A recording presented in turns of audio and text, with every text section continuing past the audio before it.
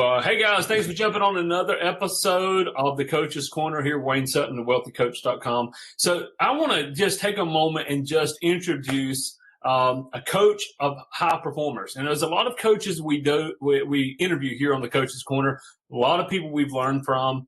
And so I'm here in Wilmington, North Carolina, for those here in the States. And tell us again where are we talking from? I'm in Bucharest, Romania, on the other side of the planet. Other side of the world, other side of the globe. Awesome. Got a lot of technology. But I am really glad to have you on here. You coach high performers, and that's really important because I think a lot of people, they are working with people just entry level into the business world, et cetera, or whatever they're doing. And then there's sometimes they think, well, I've got this. A lot of people have a problem admitting I need help. I'll coach people that come to me and say, Wayne, you can coach me, but you need to keep this secret because people see me as the expert. I've got to keep that, maintain that. Tell us a little bit about you, if you would, and what does it mean to coach, the confidence, should I say, for the high performers? I know that's really important. Tell us a little bit about how you got started and what you're doing. I love that. Thank you so much for having me on. Absolutely. Well, it actually all started in 2013 when I opened my martial arts school over here in Bucharest. And 1 year later, because I was just struggling to get clients, I decided to take that step that you were talking about, this, that vulnerable step of asking for help. So I hired a mentor to help me with my business. And when I was describing what we were doing in the class, he told me, look, you don't just teach people martial arts. You have a personal development through martial arts program. I said, wow, you know what? You're right. And that was actually the start of the personal development through martial arts course, the program that I created over here in Bucharest. And what I realized, in doing it for 6 years, of course, people were coming from all walks of life, like business owners, CEOs, employees, students, and they were all getting the relationship, they were getting the job, they were making more money, they were having more fun. And I noticed that I actually loved this aspect of coaching, and I started loving it more than the actual martial arts training. And I felt that for a couple of years. And this year I actually made the step of really following my heart and following my intuition and saying, you know what, I was actually using martial arts as a pretext to allow myself to coach people because I thought that I really didn't have much to give people in terms of strictly coaching. That was my inner belief. But I decided to get rid of that and say, you know what? I'm just going to be me. I'm going to do what I know that I want to do and what makes me happy. So this year in June, I decided to stop teaching martial arts and just focus on coaching. Yeah. That's good. And so all of our viewers that are watching, we have a little similar. You taught Wing Chun, I believe. I did. Yeah. Yeah. And so my background decades ago, really, I was an assistant instructor with Jeet Kune Do, actually. Jeet Kune Do. And, Jeet Kune Do, yeah. So I was always a fan, and so I did a lot of the sticky hand, trapping and all that, and it's just amazing. Same thing though. What I realized was it did build my confidence. It helped a lot of people. Yeah. But you're right. When it's the connection. Confidence is something it's an intangible, but it's so tangible when you get it. People. So having a martial arts background, when I saw that in your bio, I was like really excited because something that I loved at one point. Maybe again one day. Maybe again. Yeah, but I know exactly how you feel when you're talking about it. Yeah, and for the people listening who are not very familiar with martial arts, Wing Chun is the martial arts style that Bruce Lee was practicing in Hong Kong, and then when he moved to the States, he created JKD, which has like Wing Chun roots, but added elements of boxing, of even of Taekwondo. You see a lot of leg kicks and very, very nice practical techniques. Yeah. Yeah, and that's one thing I really enjoyed from the whole Bruce Lee philosophy: accept what is useful, reject what is useless. Yeah, that's one thing I received, and when I come into coaching, I noticed a lot of different. That's why I began training coaches. because a lot of coaches, they found something they didn't agree with, was philosophy or something, or marketing they didn't agree with, so they threw the baby out with the bathwater. And we're like, no, we got to absorb what is useful, reject what's useless for your life, because it may be useful later, but maybe not now. And then how do we apply this into a business such as yourself? Well, we can go and change lives and earn a great income doing it, which is why I have people come on to the Coach's Corner, so we can talk about it and help people and share. So what is so confidence for high performers? Give us a tip, if you don't mind. What's one tip to help somebody that maybe doesn't feel as confident as they should? Well, let me just share a story in that sense. Like, please. The first person that ever helped in that sense, which I consider to be a high performer, and that's my dad, actually.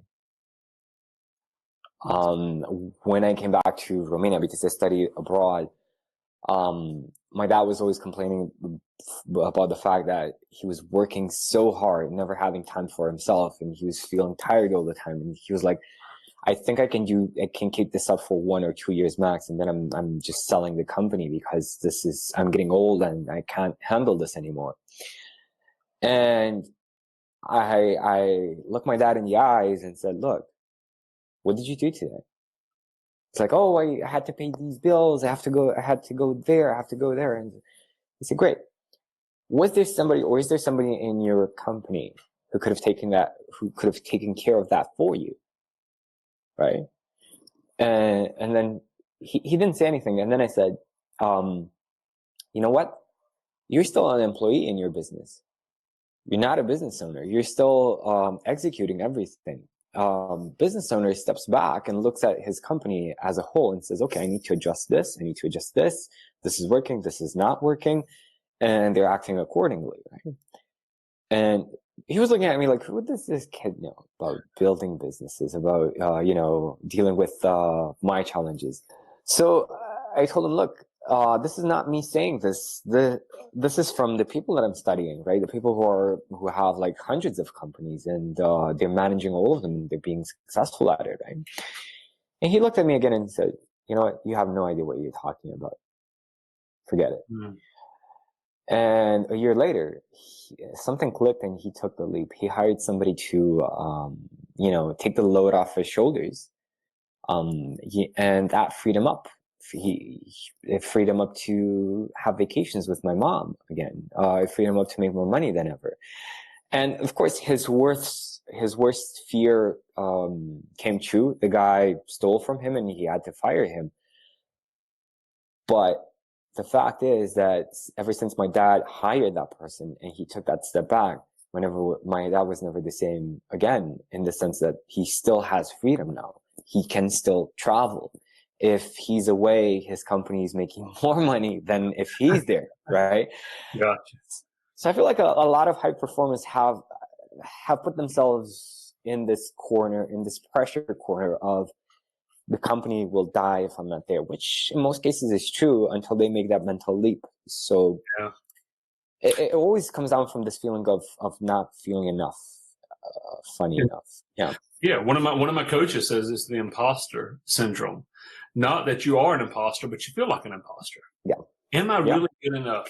I remember, but let's go back to martial arts. I remember teaching a beginner's class, and it was going great until one of the other instructors came in, and I felt inferior because he was a third degree in jiu-jitsu, and he's got his students in my class, and there's just this weird feeling, and until after the class, he said, "Teach me. You're really good." And I'm like, "No, you're the third degree. He said, "No, you're really good at your trapping. You're really good at your speed. Your speed drills are amazing." And that one moment for me broke a confidence level.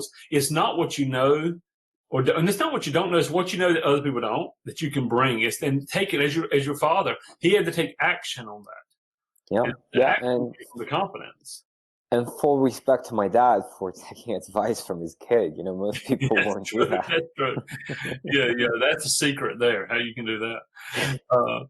So tell me now, as far as when people come to you for confidence, how does that work? Do you work with them on a one-on-one session? Do you do group coaching? How do you work with people that are?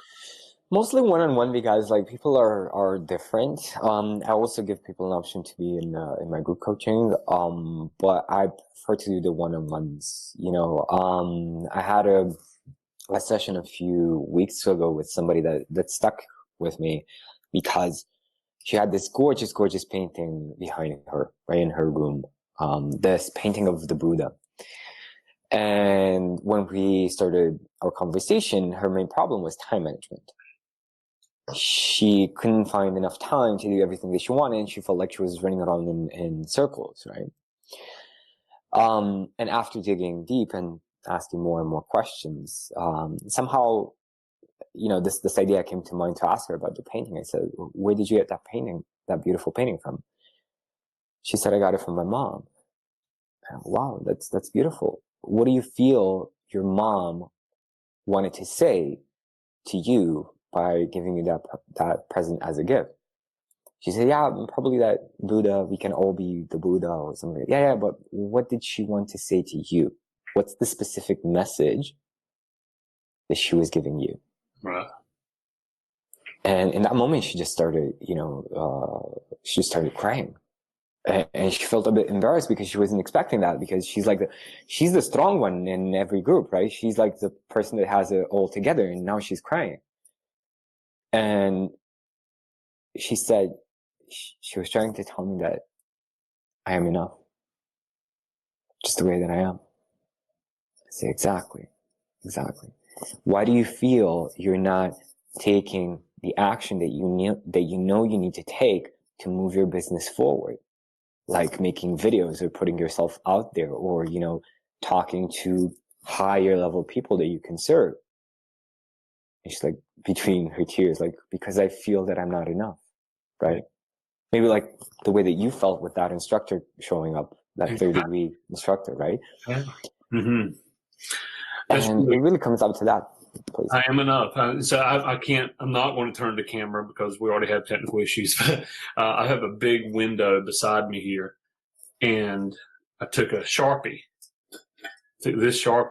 and I wrote really big, "I am enough." I love that.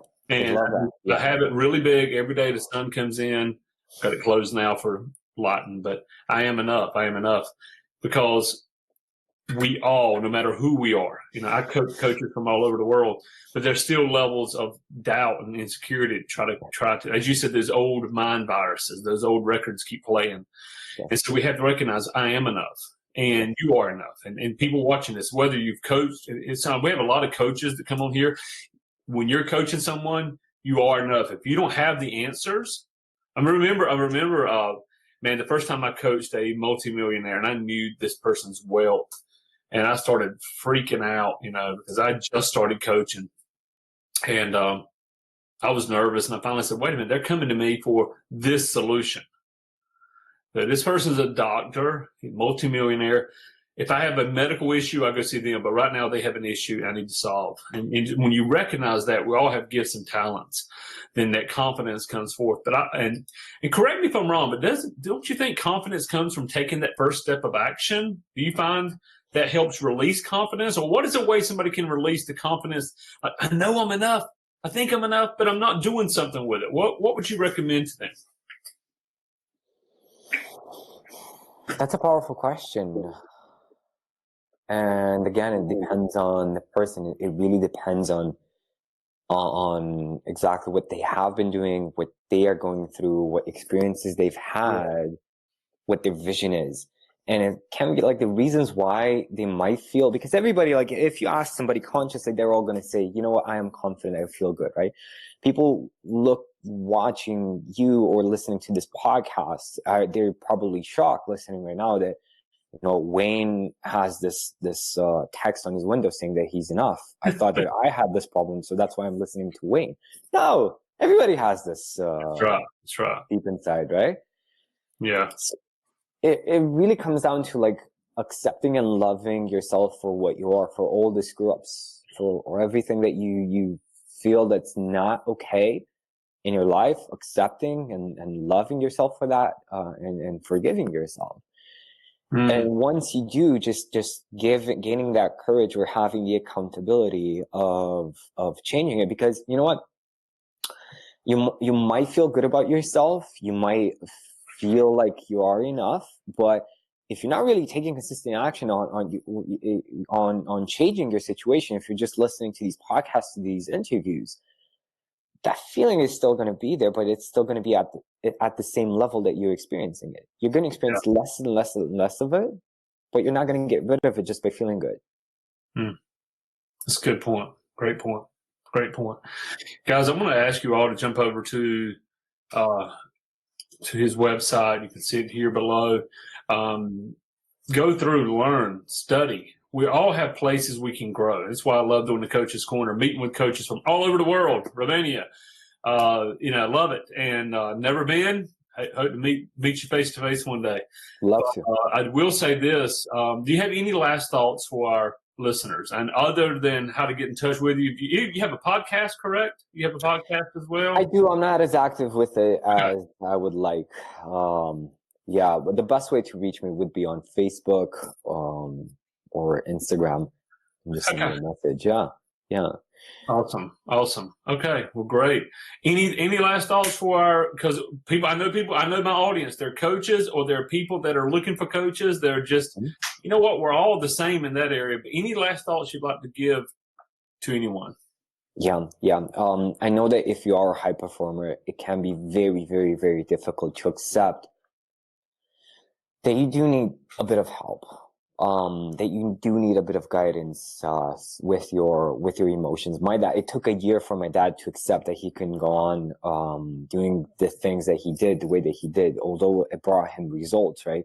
It can be scary to change because you might feel afraid that if you're not being who you are right now, you're going to lose everything. Yeah. But what's 100% certain, and this is not my opinion, this is fact. If you keep running around, if you don't have freedom of spending time with your family, of being focused, of stepping back, just like my dad did, if you don't have that freedom, you will reach a certain point where you're going to get sick of all of it, and you are going to find ways to get rid of all of that success. You're going to lose everything that you've ever built. Self-sabotage. Yeah. Absolutely. Yeah. 100%. So until you can make the mental leap of, I can't do everything myself. I need a team. I need a mentor. I need a coach. I need somebody to talk with when I feel like I want to bang my head against the wall because what I thought will work doesn't, right? Yeah. It's okay to get that help. And that's only going to allow you to experience more joy, more money, more freedom, and just have a bigger impact. So whatever Wayne is offering to help you, jump on that. Don't wait for the perfect moment. Just do it. There's nothing you can lose, right? No, I appreciate that. In the same here, I mean, again, go check out the website, find them on Facebook, Instagram. People come to me a lot and they say, Wayne, I want to hire you as a coach. And then I have coaches come to me and say, Wayne, I'm trying to build. One of the first things I ask a coach when they come to me is, Wayne, I want you to help me build my business. I'm stuck at 5,000 or 8,000 or 10,000 a month or whatever I'm stuck at. I'm part-time, can't go full-time. First thing I say is, who's your coaches now? Who are you coaching under? I have coaches that I literally pay every month or every year, and I'm on their coaching calls. I'm on the phone with them. I'm Facebooking them. I am a coach's coach, but I am coached. You've always got to find that. For some people, it's hiring a coach. Some people is picking up a book. I mean, it's just what can you learn from that next person? So I want to say thanks again for jumping on board. Those who maybe you just found this podcast want to know a little more about me, go to prosperwithwayne.com. Pick up my book. Well, we've got a book we're going to give you. It's called lifecoachlifestyle.com. It's a simple ebook. Read it. It's going to share with you the ins and outs of coaching, how you can go to the next level and become a certified coach. Have a marketing plan that's going to get you to 10,000 a month in the next 90 days or scale beyond that. So that's what we do. That's why we're doing this. But most importantly, I love connecting with other coaches. I really do. Like you said, if it was all about the money, you get burnt out, you get tired. I've been there. So it really is about connecting with other people that are changing lives changers. That's what we are. So I want to thank all of you for jumping on the show. Again, hit the share button, hit the like button. Check my man out. You're going to be happy that you did. All right. Thanks, guys.